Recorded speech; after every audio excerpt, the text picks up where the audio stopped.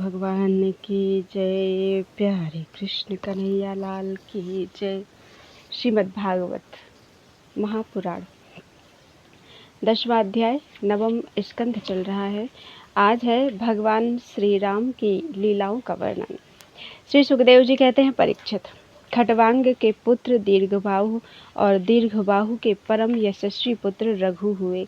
रघु के अज और अज के पुत्र महाराज दशरथ हुए। देवताओं की प्रार्थना से साक्षात परब्रह्म परमात्मा भगवान श्री हरि ही अपने अंशांश से 4 रूप धारण करके राजा दशरथ के पुत्र हुए। उनके नाम थे राम, लक्ष्मण, भरत और शत्रुघ्न। परीक्षित, सीतापति भगवान श्री राम का चरित्र तो तत्वदर्शी ऋषियों ने बहुत कुछ वर्णन किया है और तुमने अनेक बार उसे सुना भी है।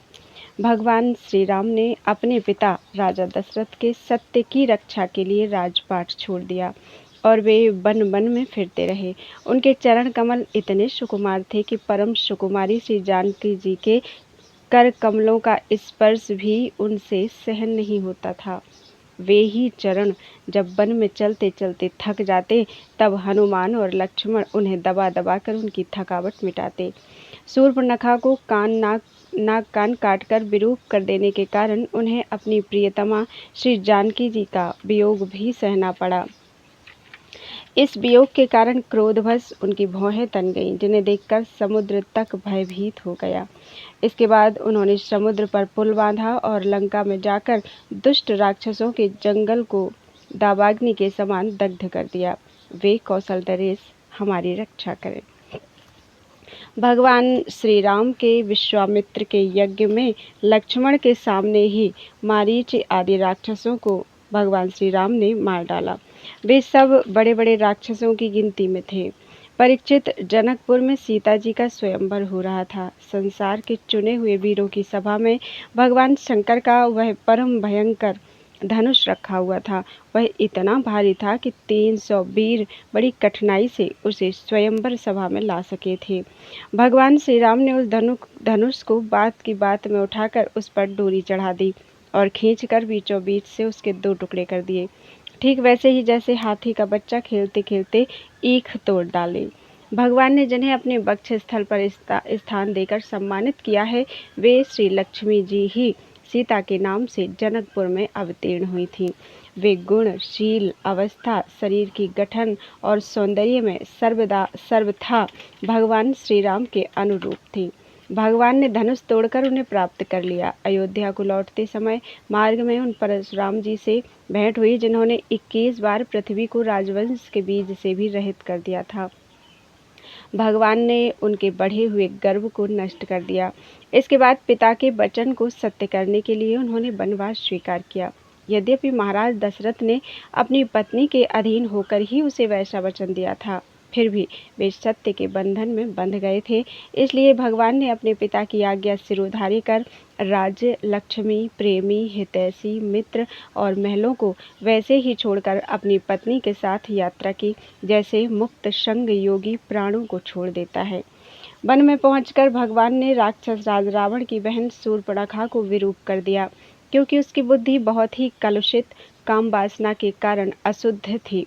उसके पक्षपाती खर, दूषण, त्रिसरा आदि प्रधान भाइयों को, जो संख्या में 14,000 थे, हाथ में महान धनुष लेकर भगवान श्री राम ने नष्ट कर डाला और अनेक प्रकार की कठिनाइयों से परिपूर्ण वन में इधर उधर विचरते हुए निवास करते रहे। परीक्षित, जब रावण ने सीता जी के रूप, गुण, सौंदर्य आदि की बात सुनी, तो उसका हृदय काम वासना से आतुर हो गया। उसने अद्भुत हरिण वेश में मारीच को उनकी पर्णकुटी के पास भेजा। वह धीरे धीरे भगवान को वहां से दूर ले गया। अंत में भगवान ने अपने बाण से उसे बात की बात में वैसे ही मार डाला, जैसे दक्ष प्रजापति को वीरभद्र ने मारा था। जब भगवान श्री राम जंगल में दूर निकल गए, तब लक्ष्मण की अनुपस्थिति में नीच राक्षस रावण ने भेड़िए के समान विदेह नंदिनी सुकुमारी सीता जी को हर लिया। तदनंतर वे अपनी प्राण पिया सीता जी से बिछुड़कर अपने भाई लक्ष्मण के साथ वन वन में दीन की भांति घूमने लगे और इस प्रकार उन्होंने यह शिक्षा दी कि जो स्त्रियों में आसक्ति रखते हैं, उनकी यही गति होती है। इसके बाद भगवान ने उस जटायु का दाह संस्कार किया, जिसके सारे कर्म बंधन भगवत सेवा रूप कर्म से पहले ही भस्म हो चुके थे। फिर भगवान ने कबंध का संहार किया और इसके अनंतर सुग्रीव आदि वानरों से मित्रता करके बाली का वध किया। तदनंतर वानरों के द्वारा अपनी प्राण प्रिया का पता लगवाया। ब्रह्मा और शंकर जिनके चरणों की वंदना करते हैं, वे भगवान श्री राम मनुष्य की सी लीला करते हुए बंदरों की सेना के साथ समुद्र तट पर पहुँचे। वहाँ उपवास और प्रार्थना से जब समुद्र पर कोई प्रभाव ना पड़ा, तब भगवान ने क्रोध की लीला करते हुए अपनी उग्र एवं टेढ़ी नज़र समुद्र पर डाली। उसी समय समुद्र के बड़े बड़े मगर और कच्छ खलबला उठे। डर जाने के कारण समुद्र की सारी गर्जना शांत हो गई। तब समुद्र शरीरधारी बनकर और अपने सिर पर बहुत सी भेंटें लेकर भगवान के चरण कमलों की शरण में आया और इस प्रकार कहने लगा, अनंत, हम मूर्ख हैं, इसलिए आपके वास्तविक स्वरूप को नहीं जानते। जाने भी कैसे? आप समस्त जगत के एकमात्र स्वामी, आदि कारण एवं जगत के समस्त परिवर्तनों में एक रस रहने वाले हैं। आप समस्त गुणों के स्वामी हैं, इसलिए जब आप सत्वगुण को स्वीकार कर लेते हैं तब देवताओं की, रजोगुण को स्वीकार कर लेते हैं तब प्रजापतियों की, और तमोगुण को स्वीकार कर लेते हैं तब आपके क्रोध से रुद्रगण की उत्पत्ति होती है। वीर शिरोमणे, आप अपनी इच्छा के अनुसार मुझे पार कर जाइए और त्रिलोकी को रुलाने वाले विश्रवा के कुपूत रावण को मारकर अपनी पत्नी को फिर से प्राप्त कीजिए। परंतु आपसे मेरी एक प्रार्थना है, आप यहाँ मुझ पर एक पुल बांध दीजिए, इससे आपके यश का विस्तार होगा और आगे चलकर जब बड़े बड़े नरपति दिग्विजय करते हुए यहाँ आएंगे, तब वे आपके यश का गान करेंगे। भगवान श्री राम जी ने अनेकानेक पर्वतों के शिखरों से समुद्र पर पुल बांधा। जब बड़े बड़े बंदर अपने हाथों से पर्वत उठा उठा कर लाते थे, तब उनके वृक्ष और बड़ी बड़ी चट्टानें थर थर कांपने लगती थीं। इसके बाद विभीषण की सलाह से भगवान ने सुग्रीव, नील, हनुमान आदि प्रमुख वीरों और वानरी सेना के साथ लंका में प्रवेश किया। वह तो श्री हनुमान जी के द्वारा पहले ही जलाई जा चुकी थी। उस समय वानर राज की सेना ने लंका के सैर करने और खेलने के स्थान, अन्न के गोदाम, खजाने, दरवाजे, फाटक, सभा भवन, छज्जे और पक्षियों के रहने के स्थान तक को घेर लिया। उन्होंने वहाँ की वेदी, ध्वजाएं, सोने के कलश और चौराहे तोड़ फोड़ डाले। उस समय लंका ऐसी मालूम पड़ रही थी जैसे झुंड के झुंड हाथियों ने किसी नदी को मथ डाला हो। यह देखकर राक्षस राज रावण ने निकुंभ, कुंभ, धूम्राक्ष, दुर्मुख, सुरांतक, नरांतक, प्रहस्त, अतिकाय, विकंपन आदि अपने सब अनुचरों, पुत्र मेघनाद और अंत में भाई कुंभकर्ण को भी युद्ध करने के लिए भेजा। राक्षसों की वह विशाल सेना तलवार, त्रिशूल, धनुष, प्रास, रिष्टि, शक्ति, वाण, भाले, खड्ग आदि अस्त्र शस्त्र से सुसज्जित और अत्यंत दुर्गम थी। भगवान श्री राम ने सुग्रीव, लक्ष्मण, हनुमान, गंधमादन, नील, अंगद, जाम्बवान और पनस आदि वीरों को अपने साथ लेकर राक्षसों की सेना का सम्मान किया। रघुवंश शिरोमणि भगवान श्री राम के अंगद आदि सब सेनापति राक्षसों की चतुरंगिणी सेना, हाथी, रथ, घुड़सवार और पैदलों के साथ द्वंद्व युद्ध की रीति से भिड़ गए और राक्षसों को वृक्ष, पर्वत, शिखर, गदा और बाणों से मारने लगे। उनका मारा जाना तो स्वाभाविक ही था, क्योंकि वे उसी रावण के अनुचर थे जिसका मंगल श्री सीता जी के स्पर्श करने के कारण बहुत पहले ही नष्ट हो चुका था। जब राक्षसराज रावण ने देखा कि मेरी सेना का तो नाश हुआ जा रहा है, तब वह क्रोध में भरकर पुष्पक विमान पर आरूढ़ हो गया और भगवान श्री राम के सामने आया। उस समय इंद्र का सारथी मातली बड़ा ही तेजस्वी दिव्य रथ लेकर आया और उस पर भगवान श्री राम जी विराजमान हुए। रावण अपने तीखे बाणों से उन पर प्रहार करने लगा। भगवान श्री राम जी ने रावण से कहा, नीच राक्षस, तुम कुत्ते की तरह हमारी अनुपस्थिति में हमारी प्राण प्रिया पत्नी को हर लाए हो। तुमने दुष्टता की हद कर दी। तुम्हारे जैसा निर्लज्ज तथा निंदनीय और कौन होगा।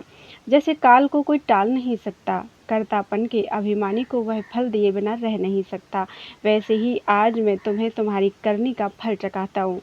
इस प्रकार रावण को फटकारते हुए भगवान श्री राम ने अपने धनुष पर चढ़ाया हुआ बाण उस पर छोड़ा। उस बाण ने वज्र के समान उसके हृदय को विदीर्ण कर दिया। वह अपने 10 मुखों से खून उगलता हुआ विमान से गिर पड़ा, ठीक वैसे ही जैसे पुण्यात्मा लोग भोग समाप्त होने पर स्वर्ग से गिर पड़ते हैं। उस समय उसके पुरजन परिजन हाय हाय करके चिल्लाने लगे।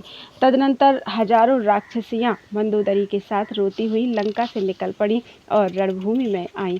उन्होंने देखा कि उनके स्वजन संबंधी लक्ष्मण के बाणों से छिन्न भिन्न होकर पड़े हुए हैं।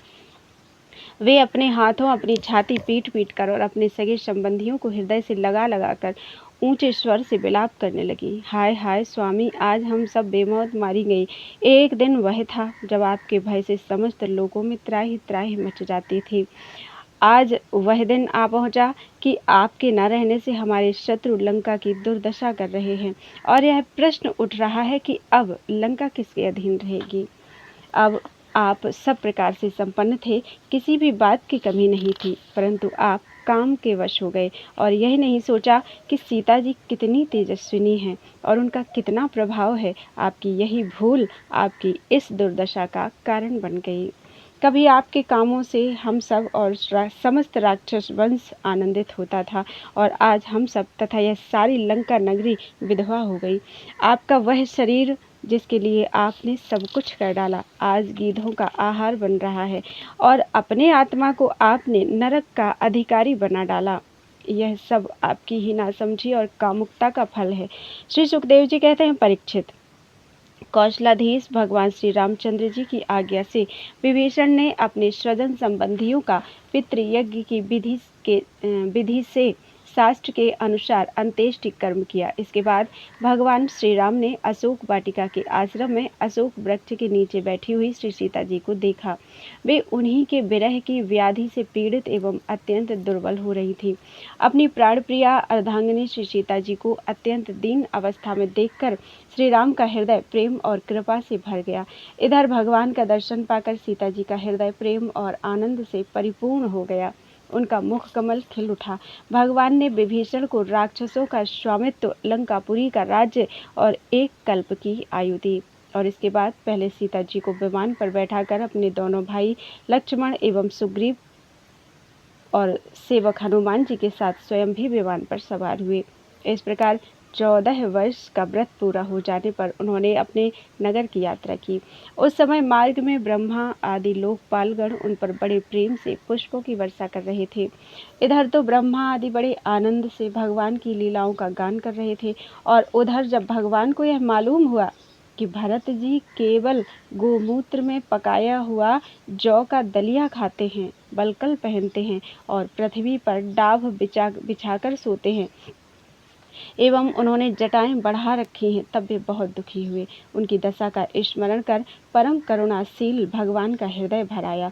जब भरत को मालूम हुआ कि मेरे बड़े भाई भगवान श्री राम जी आ रहे हैं, तब वे पुरवासी मंत्री और पुरोहितों को साथ लेकर एवं भगवान की पादुकाएं सिर पर रखकर उनकी अगवानी के लिए चले। जब भरत जी अपने रहने के स्थान नंदीग्राम से चले, तब लोग उनके साथ साथ मंगल गान करते बाजे बजाते चलने लगे। वेदवादी ब्राह्मण बार बार वेद मंत्रों का उच्चारण करने लगे और उसकी ध्वनि चारों ओर गूंजने लगी। सुनहरी कामदार पताकाएं फहराने लगी। सोने से मढ़े हुए तथा रंग बिरंगी ध्वजाओं से सजे हुए रथ, सुनहले साज से सजाए हुए सुंदर घोड़े तथा सोने के कवच पहने हुए सैनिक उनके साथ साथ चलने लगे। सेठ, साहूकार, श्रेष्ठ वारांगनाएं, पैदल चलने वाले सेवक और महाराजाओं के योग्य छोटी बड़ी सभी वस्तुएं उनके साथ चल रही थीं। भगवान को देखते ही प्रेम के उद्रेक से भरत जी का हृदय गदगद हो गया। नेत्रों में आंसू छलक आए। वे भगवान के चरणों पर गिर पड़े। उन्होंने प्रभु के सामने उनकी पादुकाएं रख दी और हाथ जोड़कर खड़े हो गए। नेत्रों से आंसू की धारा बहती जा रही थी। भगवान ने अपने दोनों हाथों से पकड़कर बहुत देर तक भरत जी को हृदय से लगाए रखा। भगवान के नेत्र जल से भरत जी का स्नान हो गया। इसके बाद सीता जी और लक्ष्मण जी के साथ भगवान श्री राम जी ने ब्राह्मण और पूजनीय गुरुजनों को नमस्कार किया तथा सारी प्रजा ने बड़े प्रेम से सिर झुकाकर भगवान के चरणों में प्रणाम किया। उस समय उत्तर कौशल देश की रहने वाली समस्त प्रजा अपने स्वामी भगवान को बहुत दिनों के बाद आए देख अपने दुपट्टे हिला हिलाकर पुष्पों की वर्षा करती हुई आनंद से नाचने लगी। भरत जी ने भगवान की पादुकाएं ली, विभीषण ने श्रेष्ठ चंवर, सुग्रीव ने पंखा और हनुमान जी ने श्वेत छत्र ग्रहण किया। परीक्षित, शत्रुघ्न जी ने धनुष और तरकस, सीता जी ने तीर्थों के जल से भरा हुआ कमंडल, अंगद ने सोने का खड्ग और जाम्बवान ने ढाल ले ली। इन लोगों के साथ भगवान पुष्पक विमान पर विराजमान हो गए। चारों तरफ यथास्थान स्त्रियां बैठ गईं, बंदीजन स्तुति करने लगे। उस समय पुष्पक विमान पर भगवान श्री राम की ऐसी शोभा हुई मानो ग्रहों के साथ चंद्रमा उदय हो रहे हों। इस प्रकार भगवान ने भाइयों का अभिनंदन स्वीकार करके उनके साथ अयोध्यापुरी में प्रवेश किया। उस समय वह पुरी आनंद उत्सव से परिपूर्ण हो रही थी। राजमहल में प्रवेश करके उन्होंने अपनी माता कौशल्या, अन्य माताओं, गुरुजनों, बराबर के मित्रों और छोटों का यथा योग्य सम्मान किया तथा उनके द्वारा किया हुआ सम्मान स्वीकार किया। श्री सीता जी और श्री लक्ष्मण जी ने भी भगवान के साथ साथ सबके प्रति यथा योग्य व्यवहार किया। उस समय जैसे मृतक शरीर में प्राणों का संचार हो जाए, वैसे ही माताएं अपने पुत्रों के आगमन से हर्षित हो उठीं। उन्होंने उनको अपनी गोद में बैठा लिया और अपने आंसुओं से उनका अभिषेक किया। उस समय उनका सारा शोक मिट गया। इसके बाद वशिष्ठ जी ने दूसरे गुरुजनों के साथ विधि पूर्वक भगवान की जटा उतरवाई और बृहस्पति ने जैसे इंद्र का अभिषेक किया था, वैसे ही चारों समुद्रों के जल आदि से उनका अभिषेक किया। इस प्रकार सिर से स्नान करके भगवान श्री राम ने सुंदर वस्त्र, पुष्पमालाएं और अलंकार धारण किए। सभी भाइयों और श्री जानकी जी ने भी सुंदर सुंदर वस्त्र और अलंकार धारण किए। उनके साथ भगवान श्री राम जी अत्यंत शोभायमान हुए। भरत जी ने उनके चरणों में गिरकर उन्हें प्रसन्न किया और उनके आग्रह करने पर भगवान श्री राम ने राज सिंहासन स्वीकार किया। इसके बाद वे अपने अपने धर्म में तत्पर तथा वर्णाश्रम के आचार को निभाने वाली प्रजा का पिता के समान पालन करने लगे। उनकी प्रजा भी उन्हें अपना पिता ही मानती थी। परीक्षित, जब समस्त प्राणियों को सुख देने वाले परम धर्मज्ञ भगवान श्री राम राजा हुए, तब था तो त्रेता युग, परंतु मालूम होता था मानो सतयुग ही है। परीक्षित, उस समय वन, नदी, पर्वत, वर्ष, द्वीप और समुद्र सब के सब प्रजा के लिए कामधेनु के समान समस्त कामनाओं को पूर्ण करने वाले बन रहे थे। इंद्रियातीत भगवान श्री राम के राज्य करते समय किसी को मानसिक चिंता या शारीरिक रोग नहीं होता था। बुढ़ापा, दुर्बलता, दुख, शोक, भय और थकावट नाम मात्र के लिए भी नहीं थे। यहाँ तक कि जो मरना नहीं चाहते थे, उनकी मृत्यु भी नहीं होती थी। भगवान श्री राम ने एक पत्नी का व्रत धारण कर रखा था। उनके चरित्र अत्यंत पवित्र एवं राजर्षियों के सिख थे। वे गृहस्थोचित स्वधर्म की शिक्षा देने के लिए स्वयं उस धर्म का आचरण करते थे। सती शिरोमणि सीता जी अपने पति के हृदय का भाव जानती रहती। वे प्रेम से, सेवा से, शील से, अत्यंत विनय से तथा अपनी बुद्धि और लज्जा आदि गुणों से अपने पति भगवान श्री राम जी का चित्त चुराती रहती थी। बोलो वृंदावन बिहारी लाल की जय। 11वां अध्याय भगवान श्री राम की शेष लीलाओं का वर्णन। श्री सुखदेव जी कहते हैं, परीक्षित, भगवान श्री राम ने गुरु वशिष्ठ जी को अपना आचार्य बनाकर उत्तम सामग्रियों से युक्त यज्ञों के द्वारा अपने आप ही अपने सर्वदेव स्वरूप स्वयं प्रकाश आत्मा का यजन किया। उन्होंने होता को पूर्व दिशा, ब्राह्मा को दक्षिण, अध्वर्यु को पश्चिम और उद्गाता को उत्तर दिशा दे दी। उनके बीच में जितनी भूमि बच रही थी वह उन्होंने आचार्य को दे दी। उनका यह निश्चय था कि संपूर्ण भूमंडल का एकमात्र अधिकारी निष्प्रह ब्राह्मण ही है। इस प्रकार सारे भूमंडल का दान करके उन्होंने अपने शरीर के वस्त्र और अलंकार ही अपने पास रखे। इसी प्रकार महारानी सीता जी के पास भी केवल मांगलिक वस्त्र और आभूषण ही बच रहे। जब आचार्य आदि ब्राह्मणों ने देखा कि भगवान श्री राम तो ब्राह्मणों को ही अपना इष्ट देव मानते हैं, उनके हृदय में ब्राह्मणों के प्रति अनंत स्नेह है, तब उनका हृदय प्रेम से द्रवित हो गया। उन्होंने प्रसन्न होकर सारी पृथ्वी भगवान को लौटा दी और कहा, प्रभु, आप सब लोगों के एकमात्र स्वामी हैं। आप तो हमारे हृदय के भीतर रहकर अपनी ज्योति से अज्ञान अंधकार का नाश कर रहे हैं। ऐसी स्थिति में भला आपने हमें क्या नहीं दे रखा है। आपका ज्ञान अनंत है। पवित्र कीर्ति वाले पुरुषों में आप सर्वश्रेष्ठ हैं। उन महात्माओं को जो किसी को किसी प्रकार की पीड़ा नहीं पहुंचाते, आपने अपने चरण कमल दे रखे हैं। ऐसा होने पर भी आप ब्राह्मणों को अपना इष्ट देव मानते हैं। भगवान, आपके इस राम रूप को हम नमस्कार करते हैं। परीक्षित एक बार अपनी प्रजा की स्थिति जानने के लिए भगवान श्री राम जी रात के समय छिपकर बिना किसी को बतलाए घूम रहे थे। उस समय उन्होंने किसी की यह बात सुनी। वह अपनी पत्नी से कह रहा था, अरे तू दुष्ट और कुलटा है, तू पराए घर में रह आई है। स्त्री लोभी राम भले ही सीता को रख लें, परंतु मैं तुझे फिर नहीं रख सकता। सचमुच सब लोगों को प्रसन्न रखना टेढ़े खीर है, क्योंकि मूर्खों की तो कमी नहीं है। जब भगवान श्री राम ने बहुतों के मुँह से ऐसी बात सुनी तो वे लोकापवाद से कुछ भयभीत से हो गए। उन्होंने श्री सीता जी का परित्याग कर दिया और वे वाल्मीकि मुनि के आश्रम में रहने लगी। सीता जी उस समय गर्भवती थी। समय आने पर उन्होंने एक साथ ही 2 पुत्र उत्पन्न किए। उनके नाम हुए कुश और लव। वाल्मीकि मुनि ने उनके जात कर्म आदि संस्कार किए। लक्ष्मण जी के 2 पुत्र हुए, अंगद और चित्रकेतु। परीक्षित, इसी प्रकार भरत जी के भी 2 ही पुत्र थे, तक्ष और पुष्कल, तथा शत्रुघ्न के भी 2 पुत्र हुए, सुबाहु और श्रुतसेन। भरत जी ने दिग्विजय में करोड़ों गंधर्वों का संहार किया। उन्होंने उनका सब धन लाकर अपने बड़े भाई भगवान श्री राम की सेवा में निवेदन किया।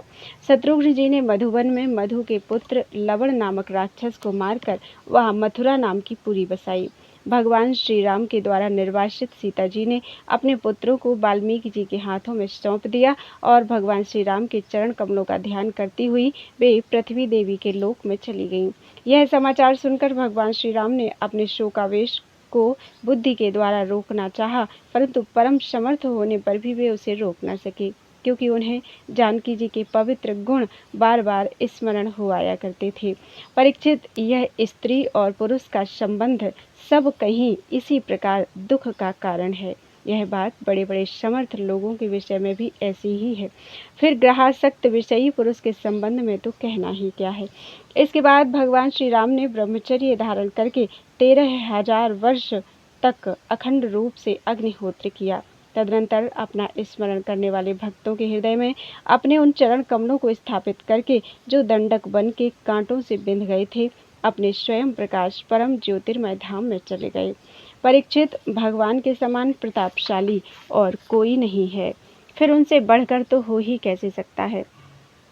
उन्होंने देवताओं की प्रार्थना से ही यह लीला विग्रह धारण किया था। ऐसी स्थिति में रघुवंश शिरोमणि भगवान श्री राम के लिए यह कोई बड़े गौरव की बात नहीं है कि उन्होंने अस्त्र शस्त्रों से राक्षसों को मार डाला या समुद्र पर पुल बांध दिया।